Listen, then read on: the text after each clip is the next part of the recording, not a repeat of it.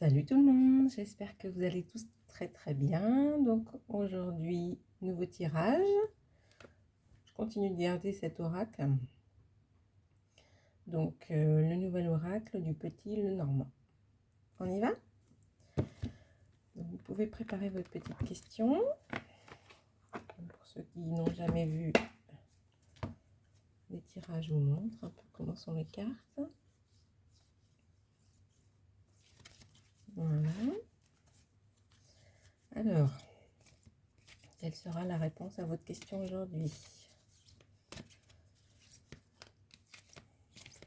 Préparez votre question. On va demander aux cartes.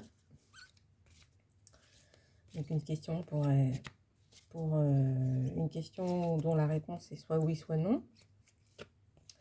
Et soyez précis dans vos questions. Dites pas est-ce que je vais manger chez mamie samedi? Bon, les cartes vont vous dire oui, hein, il y a bien un samedi où vous allez manger chez mamie. Hein. Donc essayez d'être le plus précis possible. Hop. Voilà. Allez.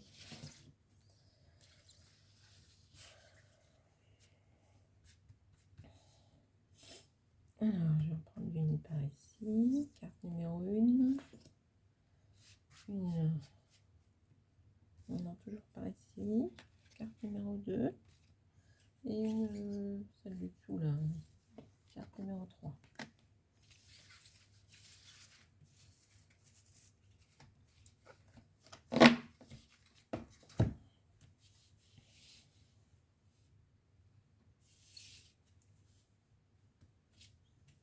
Allez, c'est parti.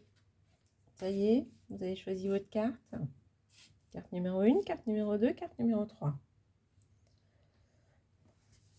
Allez, pour ceux qui ont choisi la numéro 1, on y va. Le deuil. Donc, numéro 8. Non, faut pas trop avoir peur quand même hein, de la carte du deuil. Hein.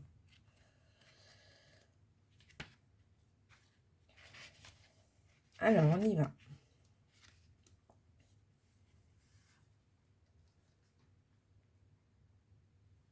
Au même titre que l'arcane sans nom dans le tarot de Marseille ou l'infortune de la Béline, cette carte fait toujours peur. Cependant, il ne faut pas prendre au premier degré. Le plus souvent, elle annonce la fin d'une situation, d'une façon de travailler, d'une relation ou d'une activité. Lorsqu'elle apparaît dans un jeu, elle annonce que le consultant est à la fin d'un bail ou d'un cycle. Peut-être devra-t-il faire son deuil d'une situation. Par extension, elle peut être le symbole de souffrance, de problèmes émotionnels, de tristesse, de périodes de transition compliquées. Elle demande souvent d'accepter qu'une chose ou qu'une relation se termine. Voilà. Donc, carte numéro 1. Ensuite, pour la carte numéro 2, la tour. Voilà.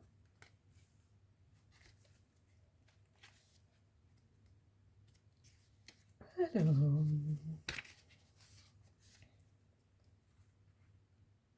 c'est une carte qui n'est toujours pas très facile à comprendre. Aujourd'hui, c'est les cartes pas faciles à comprendre. Elle peut très bien se révéler extrêmement positive comme négative. Tout dépend de son entourage. Vous devez donc bien regarder la composition du tirage avant de l'interpréter. Bien entourée, cette carte représente l'évolution, la construction, l'élévation sociale, la prise de responsabilité, la capacité à prendre de la hauteur. Souvent, elle signale que le consultant a une vue d'ensemble des choses. Pour une question sentimentale, elle indique que la personne que l'on veut séduire n'est pas accessible. Pour une question relative à un couple, elle peut soit représenter la solidité de ces derniers, soit les difficultés avancées à deux. Mal entourée, elle représente l'enfermement, la prise de risque inconsidérée, les difficultés, la solitude. Carte numéro 2 donc. Et maintenant la carte numéro 3. La lune. 32.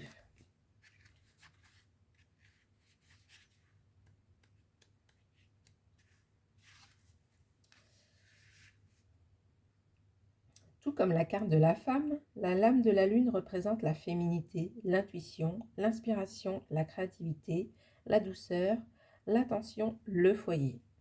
Lorsqu'elle apparaît dans un tirage, elle signale que le consultant va devoir prendre le temps d'intégrer de nouvelles connaissances ou de digérer un événement, voire une situation.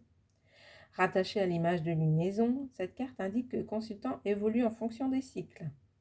Il a donc un parcours à vivre avant d'atteindre un objectif. Sur le plan professionnel, elle invite à suivre ses intuitions ou ses rêves, sans pour autant manquer de réalisme. Elle représente une période riche en projets en entreprise. Elle conseille de laisser aller l'imagination. Au négatif, c'est la désillusion, la perte des repères, le brouillard, la perte de confiance en soi. Sur le plan amoureux, elle peut symboliser le cocon familial, une relation amoureuse fusionnelle, une idylle sympathique, une grossesse ou une naissance, l'achat d'une maison à deux. Dans un contexte négatif, elle représente les doutes, les interrogations, les craintes, les peurs, les déceptions. Bon, c'est pas terrible pour un vendredi, hein, dis donc. Bon, voilà. Donc, j'espère que ce tirage vous a plu. Si vous avez des petits commentaires à faire, n'hésitez pas. Je vous souhaite une très belle journée. Pour ceux que c'est la dernière, eh bien, c'est bientôt le week-end. Je vous fais plein de gros bisous et je vous dis à plus. Salut, salut!